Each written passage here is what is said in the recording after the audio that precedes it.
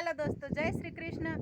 જો આ ભાઈ છે એમની બકરીએ બચ્ચાને જન્મ આપ્યો હતો, એટલે જેમ ગાય ભેંસ બચ્ચાને જન્મ આપી અને અમુક ટાઈમે આ નીકળી જાય છે, એવી રીતે આ બકરીને પણ આ નીકળી ગયો હતો।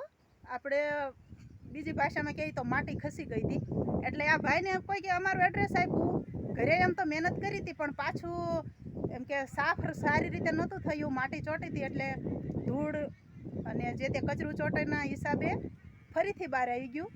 અને અત્યારે એ પાછા અમારું એડ્રેસ કોઈ આપ્યું એટલે અમારી વાડીએ લઈને આવ્યા છે।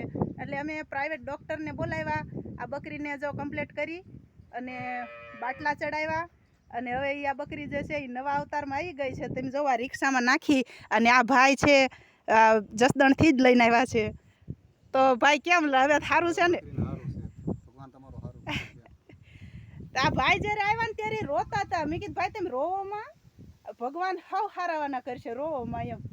તો હવે જો કમ્પ્લીટ થઈ ગયું છે આ બકરી, જો આ રિક્ષામાં એ ભાઈ લઈ અને આવ્યા અને ખરેખર એક અબોલ જીવની સેવા થઈને એ બહુ સારું ગણાય। હવે આ બકરી આમાંય બોડી છે, એને શિંગડા નથી અને એનું નામ પણ બોડી રાખેલું છે। આ ભાઈ પોતાના બાળકની જેમ બકરીને સાચવતા અને એ આવ્યા ત્યારે બહુ આમ ટેન્શનમાં હતા। મેં કીધું ભાઈ તમે ઉપાધિ કરોમાં, ભગવાન માતાજી હવે હારાવાના કરશે। એટલે જો હવે એ ભાઈના મોઢા ઉપર થોડીક હસી આવી છે, નકર અત્યાર સુધી તો એ ઉપાધિમાં જ હતા એમ।